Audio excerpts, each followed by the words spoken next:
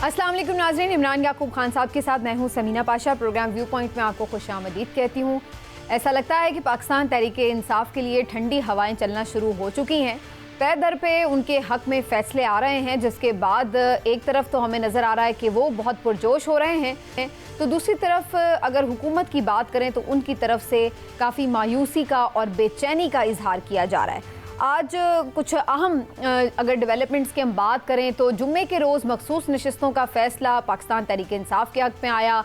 हफ्ते की बात करें तो इद्दत केस में इमरान खान और उनकी अहलिया बरी हो गए। पे दर पे ऐसे वाक़यात क्या ये बता रहे हैं कि हवाओं का रुख तब्दील हो रहा है, या फिर बज़ाहिर जो इस्टेब्लिशमेंट और अदलिया आपस में आमने सामने खड़े नज़र आ रहे थे, ये उसी के असरात हैं जो अब हमें नीचे तक की अदालतों में दिखाई दे रहे हैं। इसके हवाले से भी गुफ्तगू करेंगे आज के प्रोग्राम में, और इसके साथ साथ आज बात करेंगे हुकूमत की तरफ से अब क्या एक्शंस लिए जा सकते हैं। जब से मखसूस नशिस्तों के केस का फैसला आया है, हुकूमत काफ़ी एग्रेसिव नज़र आ रही है। अदलिया के ऊपर उनकी तरफ से शदीद तनकीद भी हुई है, और उसके बाद बड़ी अहम मीटिंग्स भी मरी में तलब कर ली गई हैं, जिसमें कभी इम्कान है कि कुछ अहम फैसले लिए जा सकते हैं। इस सारी सूरत हाल में आइंदा का मंजरनामा क्या हो सकता है? क्या जो 8 फरवरी के इंतखाबात के हवाले से पिटिशन है वो भी ज़ेरे समात आ सकती है, या मामला इलेक्शन ट्रिब्यूनल्स में आज़ाद जजों को ट्रिब्यूनल की सरबराही करने देने के सिलसिले में कुछ बाजी पलट सकता है? ये भी बहुत सारी चीज़ें देखनी है, और ये भी देखना है कि अभी इमरान खान साहब की रिहाई तो फिर भी दूर दिखाई दे रही है, क्योंकि अब नए केस में जो उनकी गिरफ्तारी हुई है उसमें भी आज 6 रोज़ का जिस्मानी रिमांड मिल चुका है, उनका भी उनकी अहलिया का भी।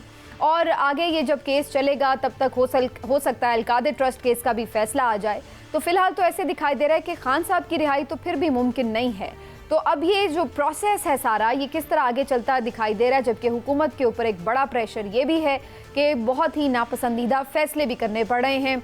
आज भी 7 रुपये बिजली की कीमत में इजाफा कर दिया गया है, जिसकी वजह से बिजली के बिलों में मज़ीद भी जो इजाफा हुआ है उससे अवाम में गम गुस्से की लहर आएगी। इन सारे मामलात पर बात करेंगे। आपको खुशामदीद कहती हूँ प्रोग्राम में। और आज ख़ास तौर पर हमें मारिया मेमन साहिबा ज्वाइन करेंगी, सीनियर एंकर पर्सन और तज्ज़ियाकार।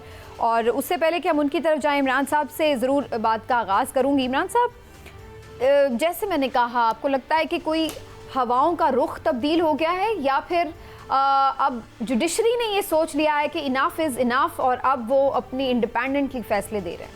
बिस्मिल्लाहिर्रहमानिर्रहीम।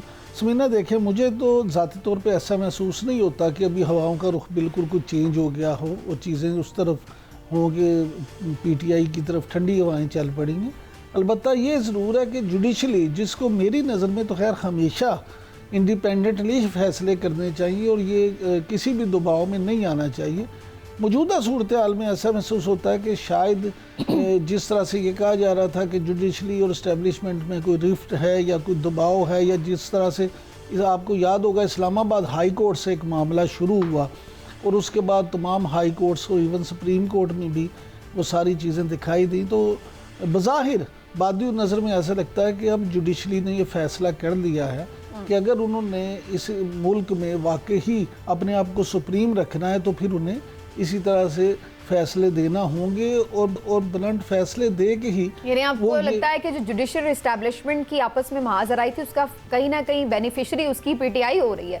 देखिए, जब कभी भी इस तरह का कोई मामला होता है कि दो हाथियों में टकराव हो, तो उसमें फ़ायदा भी बेचारे कमज़ोर लोगों को हो जाता है, कमज़ोर फरीक को, और नुकसान भी हमेशा उनको होता है, क्योंकि हाथियों की जो लड़ाई होती है उसमें हाथी तो इतने ताकतवर होते हैं कि उनका कुछ ना कुछ उनकी बचत हो जाती है। तो इसमें भी मुझे वैसे जो आपने मिसाल दी उसमें तो हम कहा करते थे कि घास का नुकसान होता है, लेकिन PTI तो एक बहुत बड़ी खुद ताकत है। नहीं, वो घास तो नहीं कह सकते। नहीं, देखे कोई ऐसा वो गैर जरूरी फरीक तो नहीं है। नहीं, मैं तो ये कह नहीं रहा कि गैर जरूरी फरीक है, लेकिन मैं ये कह रहा हूँ कि उनके मुकाबले देखिए अदलिया और जुडिशली और इस्टेब्लिशमेंट, अगर आप इनकी बात करें तो उनके मुकाबले में तो यही समझा जा रहा था, और ख़ास तौर पे 9 मई के वाक़यात के बाद तो ये समझा जा रहा था कि PTI जो है अब काफ़ी कमज़ोर फुटिंग्स पे। हाँ जी, ठीक है। तो ये सारी चीज़ें जो थी उसका नतीजा अगर आप इस सूरत हाल मौजूदा में देखें तो मैं समझता हूँ कि सबसे ज़्यादा बेनिफिशरी PTI ही पाकिस्तान तहरीक इंसाफ हो रही है। ठीक, मारिया अब हमारे साथ हैं। मारिया, आपको खुशामदीद, थैंक यू सो मच, आपने प्रोग्राम के लिए वक्त निकाला। और मारिया, जैसे एक आम हमारे जर्नलिस्टिक लैंग्वेज में हम कहा करते हैं कि हवाओं का रुख तब्दील हो गया और फैसले जो हैं वो पीटीआई के हक में आना शुरू हो गए, तो आप इसको इसी तरह से देख रही हैं कि ये कोई मेहरबानी शुरू हो गई पीटीआई पे, या फिर वही जो मैं अभी इमरान साहब से भी बात करी थी कि दो इदारों का आपस में आमने सामने आना और उसमें फिर बेनिफिशरी अल्टीमेटली पीटीआई हो रही है, या आपको कोई ऐसी सूरत हाल दिख रही है? देखिए, दो इदारे आमने सामने आए क्यों, इसकी नौबत क्यों आई, इसके थोड़ा सा हमें कॉन्टेक्स्ट को भी देखना होगा। लेकिन उससे पहले हमें 9 मई को भी देखना होगा। जब 9 मई हुआ और वो वाक़या शर्मनाक था, बिल्कुल किसी को भी इमलाक को हमला करने की, नुकसान पहुंचाने की हरगिज़ इजाज़त नहीं होनी चाहिए। और 9 मई के बाद हमने देखा कि एक ताकत का डिस्प्रपोर्शनेट इस्तेमाल हुआ, यानी कि 9 मई जो कि बड़ा सीरियस क्राइम था, जिसको मुझे लगता है कि क्रिमिनल नेग्लिजेंस है लॉ इन्फोर्समेंट एजेंसीज की, पुलिस की, कि उसको पॉलिटिकल विक्टिमाइजेशन के साथ मिलाकर एक पार्टी को तोड़ने फोड़ने के लिए इस्तेमाल किया, उनको इलेक्शन के प्रोसेस में उनके हाथ पैर बांधने के लिए इस्तेमाल किया। ये एक बहुत बड़ा जुर्म है। अगर ये ना किया जाता तो 9 मई के जो असल लोग हैं या जो इसके पीछे किरदार थे, सिर्फ उन्हीं पे फोकस रखा जाता तो शायद बात दूसरी होती। जब ये पूरे मामलात कैंट में, लाहौर में, घर घर में, गली गली में चले गए और मुल्क की हर कॉन्स्टिट्यूएंसी के अंदर चले गए, तो फिर एक डिस्प्रपोर्शनेट किस्म का दबाव बनाया गया रियासत की तरफ से। अब वो दबाव इतना बढ़ा दिया गया कि उसके जवाब में लोगों की बहस हो गई और फिर 8 फरवरी हो गया। 8 फरवरी को इमरान खान साहब की मोहब्बत का वोट नहीं निकला। मैं बार बार कह रही हूँ, ये उस पूरे 1 साल के अंदर जो एक एक्स्ट्रॉर्डनरी दबाव था, जो सख्ती थी, जो एक जोर ज़बरदस्ती थी, उसकी से बेजारियत का भी वोट पड़ा। और फिर हमने देखा कि 8 फरवरी हो गया। आगे चले, ख्याल ये था कि अब कोर्स करेक्शन कर ली जाएगी, ठीक है, वो एक आगे मामलात को चलाना है। बात यहीं तक नहीं रुकी। फिर जजेस के खत आते हैं। 6 इस्लामाबाद हाई कोर्ट के जजेस, यानी कि उनकी ज़िंदगी में कितनी मदाखलत होगी, वो कितने ट्रॉमा में होंगे, वो कितने स्ट्रेस में होंगे। वो पहले अपनी आला अदलिया से राब्ता करते हैं, वहाँ से उनकी सुनवाई नहीं होती कि उनको ये ख़त लिखना पड़ता है चीफ जस्टिस को, फिर वो ख़त मंजर आम पे आता है। जब आप किसी जगह मुदाखलत में इतनी ज़्यादा बढ़ा दें इंटेंसिटी को, तो फिर उसका रद्द अमल भी आता है। और बहुत सारे लोग पब्लिकली तो नहीं मानेंगे, ये हुकूमत भी मानती है, बहुत सारे लोग ऑफ द रिकॉर्ड भी मानते हैं कि खास तौर पे इस्लामाबाद हाई कोर्ट के जजेस के साथ जो रवैया रखा गया वो ओवर प्ले कर दिया गया। उसका बड़ा गुस्सा है, उसकी बड़ी ज्यादा रिएक्शन आ रहा है अदलिया के अंदर से, और उसके नतीजे में हम देख रहे हैं कि जब ज्यादा डिस्प्रपोर्शनेट पावर इस्तेमाल करते हैं तो कभी ना कभी फिर बस हो जाती है। मुझे 8 फरवरी का रिएक्शन और अब जो रिएक्शन नजर आ रहा है वो यही है कि आपने इतनी ताकत इस्तेमाल करके लोगों को पीछे धकेला कि फिर उन्होंने कहा बस ठीक है, अब इससे आगे क्या करना है, हमें भी तो अपनी बका की जंग लड़नी है। तो ऐसा ही कुछ हो रहा है।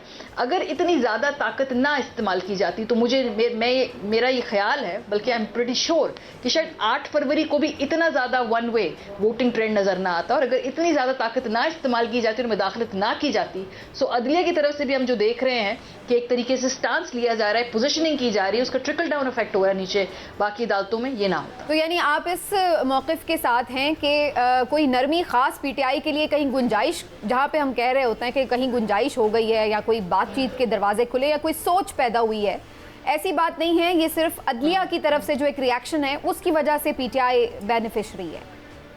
इसके करीब आप खड़े देखिए, वो सोच भी पैदा होते कि ये आप याद रखें 2018 इलेक्शन के बाद 2021 तक काफ़ी लावारिस थी पीएमएलएन और पीपल्स पार्टी।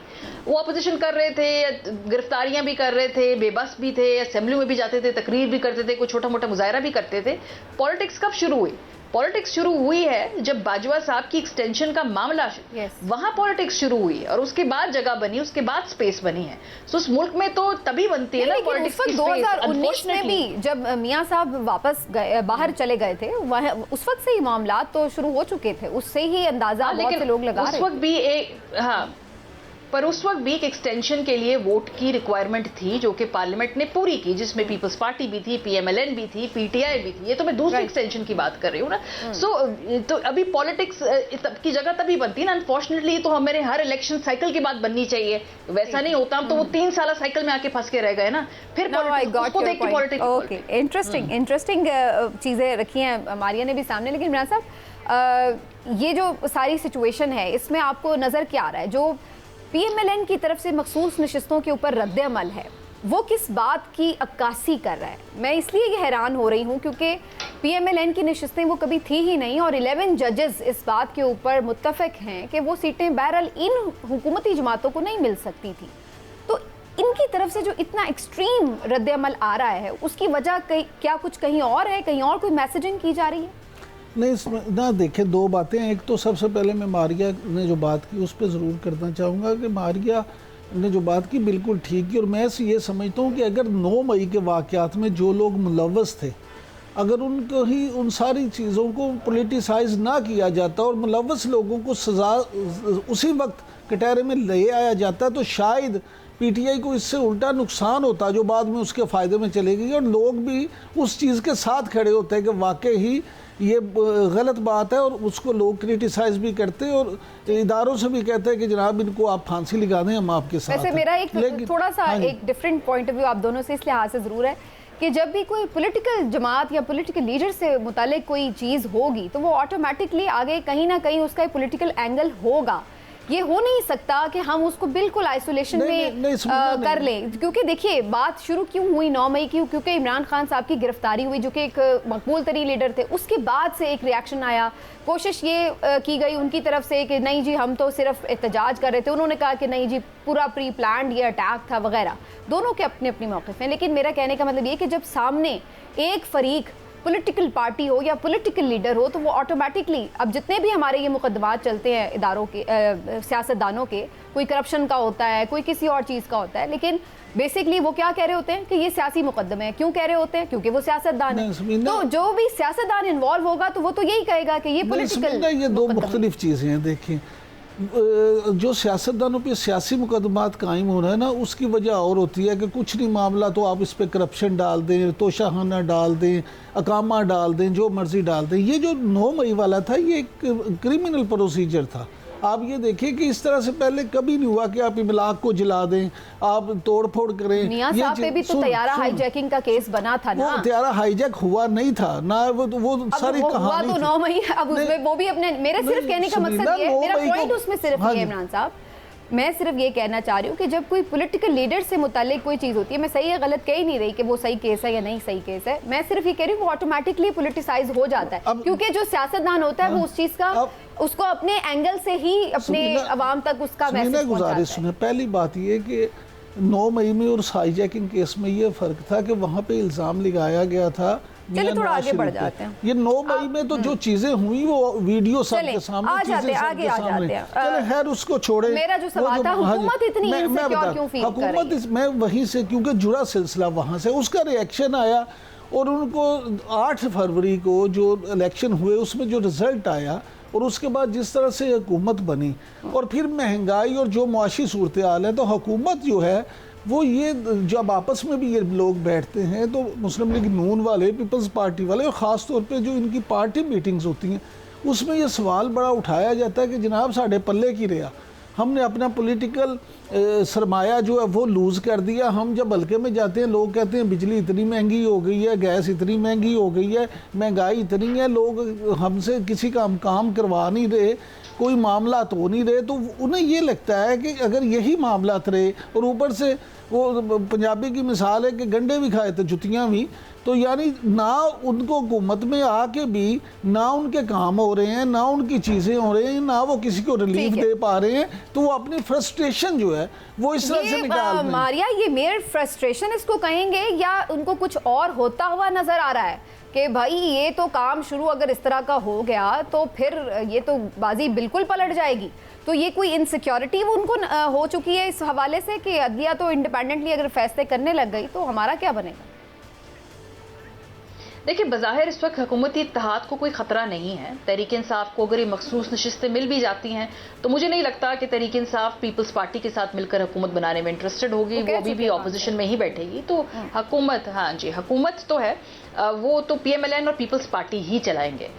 जैसे तैसे धक्के से ये असेंबली चल रही है, ये इस तरह चलेगी अभी जब तक हमें नज़र आ रहा है। देखिए, कॉन्स्टिट्यूएंसीज़ का प्रेशर बहुत ज़्यादा है। जो इस वक्त पंजाब के अंदर मरीम नवाज साहिबा अगर कोई इक़दामात लेने की भी कोशिश कर रही है ना, वो उल्टे इसलिए पड़ रहे हैं क्योंकि हर महीने बिजली के बिल आ रहे हैं।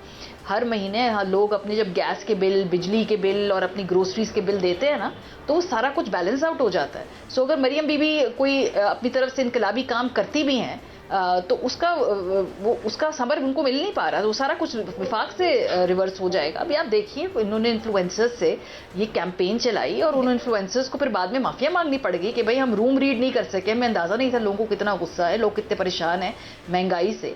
आज बिजली के नर्ख पे 7.25 रुपया उन्होंने पर यूनिट इजाफा कर दिया है, तो लोग नीचे बहुत ज़्यादा परेशान हैं और अब उनकी अपनी कॉन्स्टिट्यूएंसी को जाकर ये चीज़ें हिट कर रही हैं। और उनको मालूम था कि ऐसा होना है, लेकिन इतनी तेजी से हो जाएगा और 8 फरवरी के बाद इस किस्म का नतीजा आएगा। मैं इस पर्टिकुलर पॉइंट पे मारिया आपका पॉइंट चाह रही हूँ कि जो मखसूस नशिस्तें थी, जैसे आपने राइटली कहा कि उनकी गवर्नमेंट थोड़ी ना चली जाएगी अगर वो पीटीआई को मिल भी जाती हैं, और ये बनती नहीं थी उनकी, ये उनको भी बात पता है। इसके बावजूद जिस तरीके का रिएक्शन उनकी तरफ से आया है, मतलब टॉप लेवल से वज़रा उठ के जिस तरह की ज़बान इस्तेमाल कर रहे थे अदलिया के जजेस के खिलाफ, तो इतने ज़्यादा रिएक्शन की क्या वजह आपको नज़र आती है?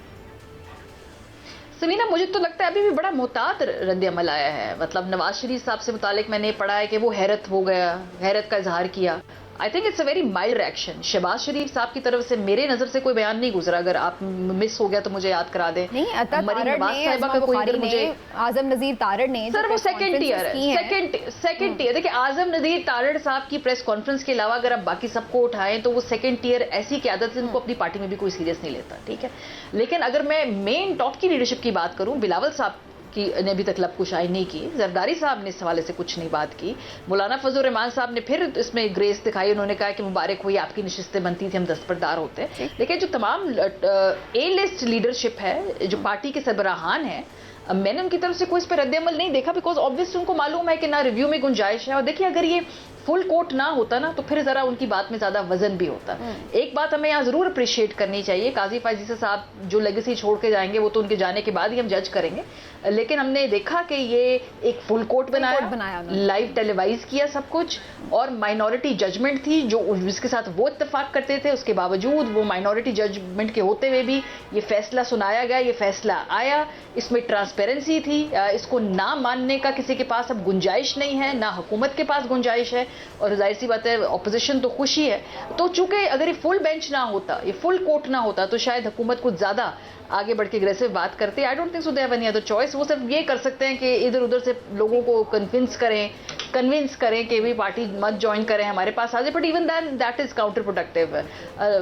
लगता नहीं है कि ये हुकूमत को अब ये अपनी शिकस्त नजर आ भी गई है और अब उनको जैसे तैसे कबूल करनी भी होगी। जी, एक ब्रेक ले लेते हैं। काफ़ी इंटरेस्टिंग डिस्कशन हमारी चल रही है। ये भी जानेंगे कि आगे क्या फिर नए इंतखाबात की तरफ बात जाएगी, क्योंकि एक हमने चेंज ज़रूर देखा है इमरान खान साहब के स्टांस में कि पहले वो मैंडेट की वापसी की बात करते थे, लेकिन अब वो नए इंतखाबात की बात कर रहे हैं। मौलाना भी यही बात कर रहे हैं। बज़ाहिर पहले इन दोनों के ओपिनियंस में ये डिफरेंस ज़रूर था, अब वो डिफरेंस भी हमें कम होता नज़र आ रहा है। तो आगे कितनी देर ये चीज़ चल सकती है? PMLN के अंदर से आवाज़ें आ रही हैं कि जी आप असेंबली डिज़ोल्व कर दें अगर आपको कोई प्रेशर है और अगर इसी तरह आपने गैर मकबूली होना है, तो क्या ऐसा भी हो सकता है? एक ब्रेक लेते हैं, ब्रेक से वापस आकर इससे जुड़े बहुत से मामलात पे बात करेंगे। हमारे साथ रहिए।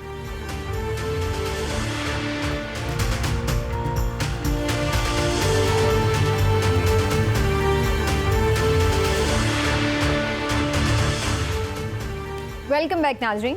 तो जहां हम ये बात कर रहे हैं कि अदलिया अब आज़ादी से फैसले दे रही है, हमने ये भी देखा कि सनम जावेद को रिहा किया गया आज सुबह, लेकिन उसके बाद फिर शाम को इस्लामाबाद पुलिस ने दोबारा उन्हें गिरफ्तार कर लिया। तो ये एक सिलसिला, एक पैटर्न हमें बार बार नज़र आ रहा है, लेकिन क्या ये उतना बेनिफिशियल है? इससे कोई फ़ायदा हुआ है या नहीं? इमरान साहब, ये जो मुसलसल ख़वातीन को गिरफ्तार रखना था, बेल ना देना था, ये सब चीज़ों ने आपके ख्याल से कुछ फ़ायदा पहुंचाया मौजूदा पूरे सेटअप को, या उल्टा इसका नुकसान हुआ?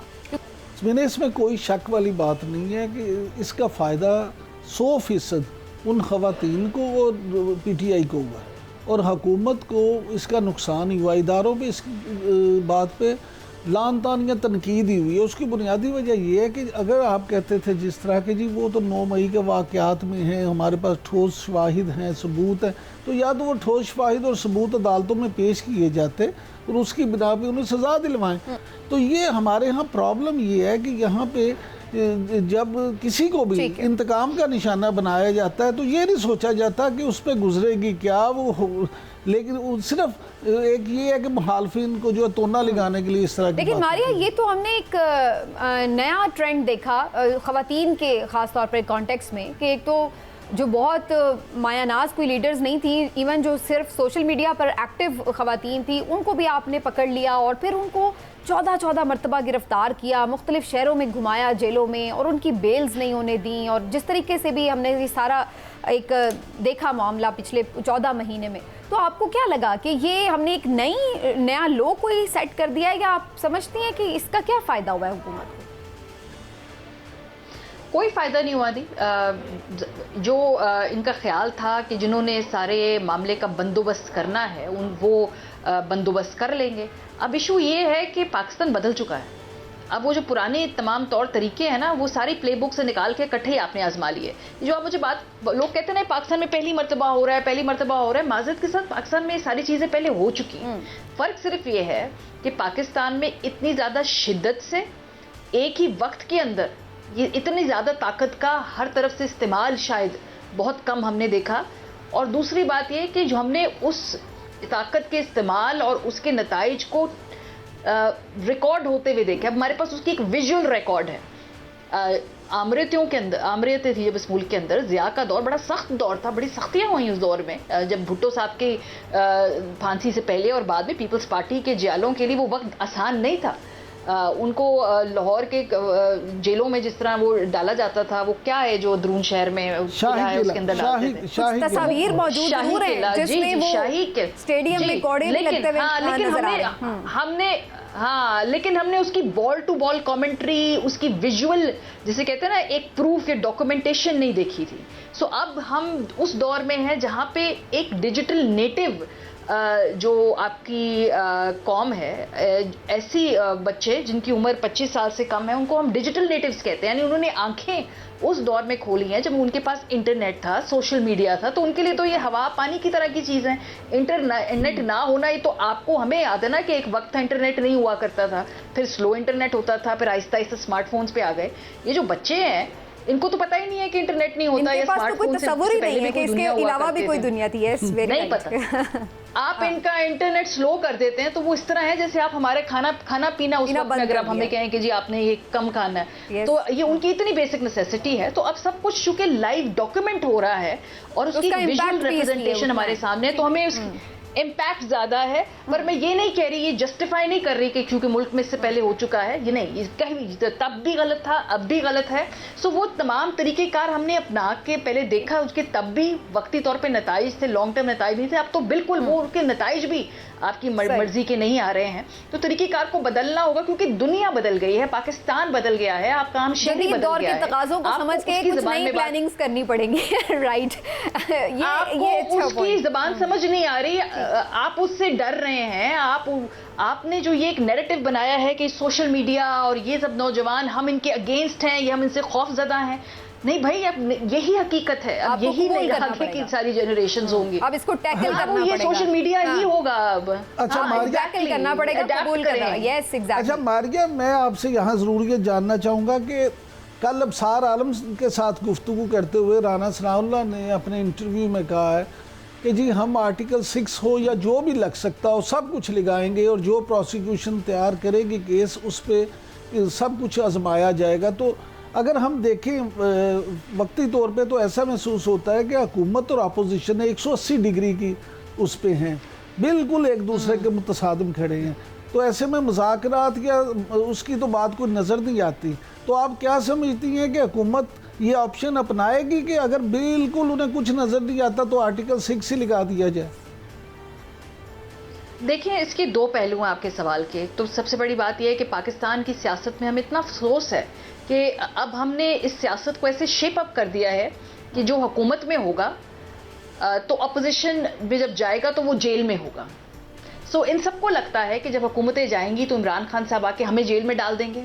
इमरान खान साहब को इन्होंने हुकूमत में जेल में डाला, इससे पहले भी ये जेल में थे, राना सनाउल्लाह साहब, अब इमरान खान साहब के लोग जेल में हैं, और इनको लगता है कि जब वो बाहर आएंगे कि उनको गवर्नमेंट मिल गई तो वो हमें जेल में डाल देंगे। यानी कि हमारे पास इतना ब्लैक एंड वाइट कॉन्सेप्ट है पॉलिटिक्स का कि या हुकूमत में होगे या मारे खाओगे और जेल में होगे। जो बीच की जगह है जहाँ पे हमने एक हेल्दी ऑपोजिशन करनी होती है, वो तो हमने अपने लिए तंग कर दी, वो हमने अपने लिए ख़त्म कर दी।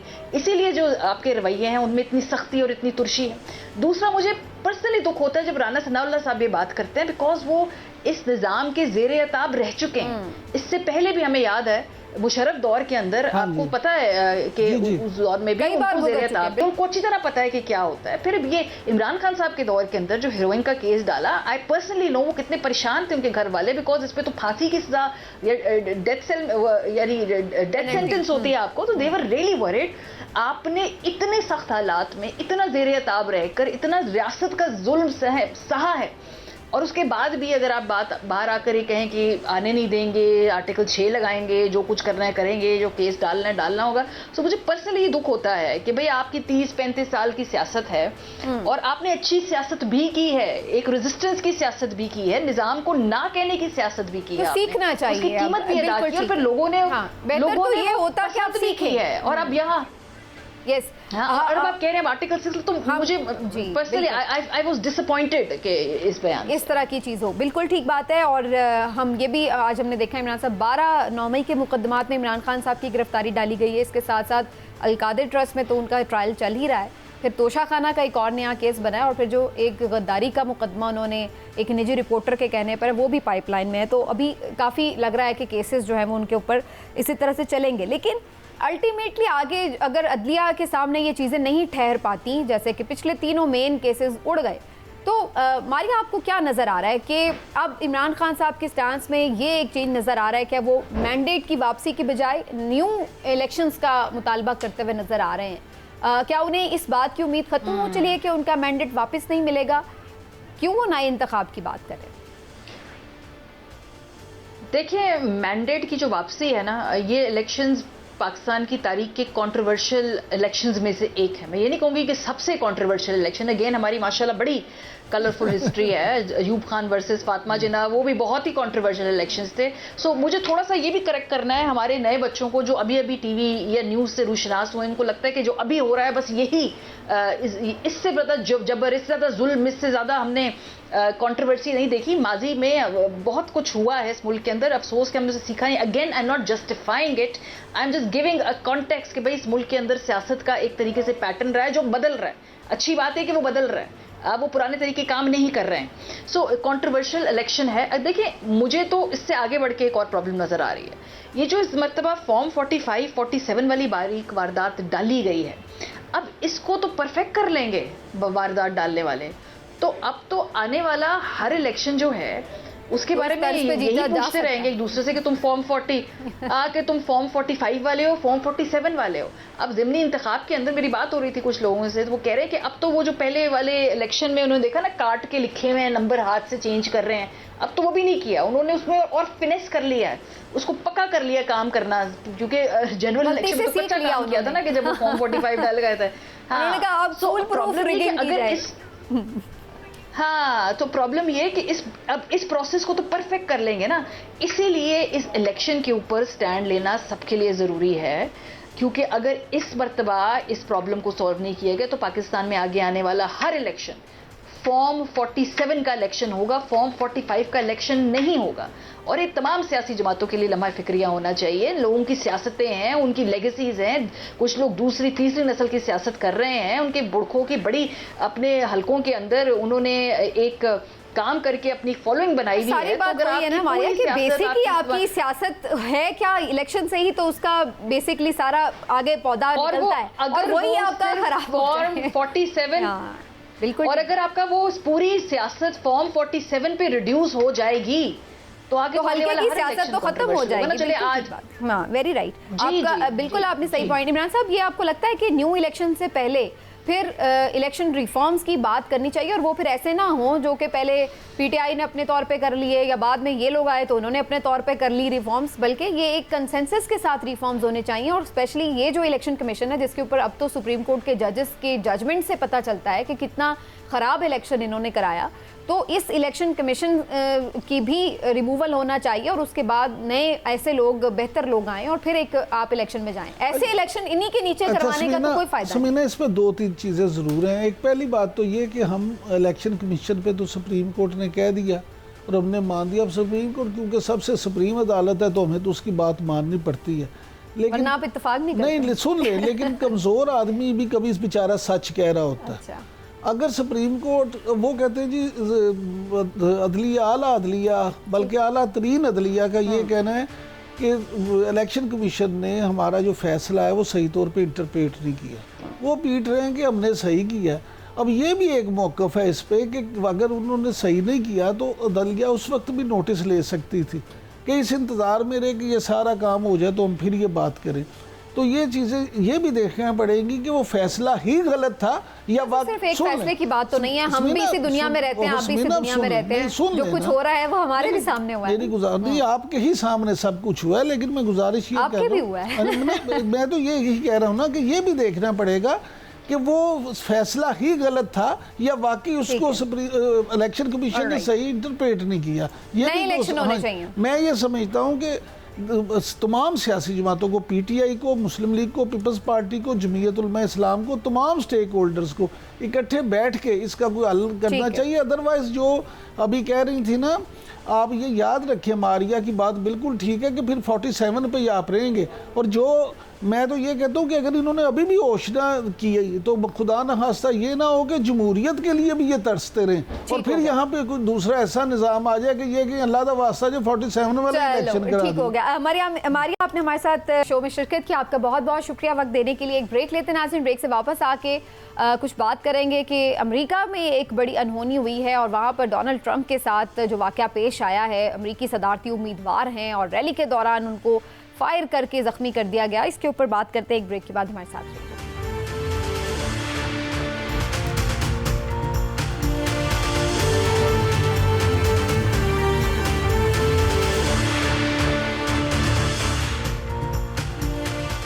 जी वेलकम बैक नाज़रीन। तो अब थोड़ी बात करते हैं अमेरिकन इलेक्शन के हवाले से भी। वहाँ पे आज मैं देख रही थी काफ़ी लोग सिमिलैरिटी ड्रॉ कर रहे हैं कि डोनाल्ड ट्रंप के साथ बहुत सारे ऐसे वाक़यात हुए जो यहाँ पे हम इमरान खान साहब के साथ भी देख रहे हैं। और आज बहुत लोग कंपेयर कर रहे थे कि जिस तरह से रैली के दौरान उनके ऊपर फायर हुआ और खुशकिस्मती से वो महफूज रहे, लेकिन कान के पास से गोली छू के गुजरी और उसके बाद उन्होंने बड़े स्ट्रेंथ का मुजाहरा किया, बड़ी करेज का।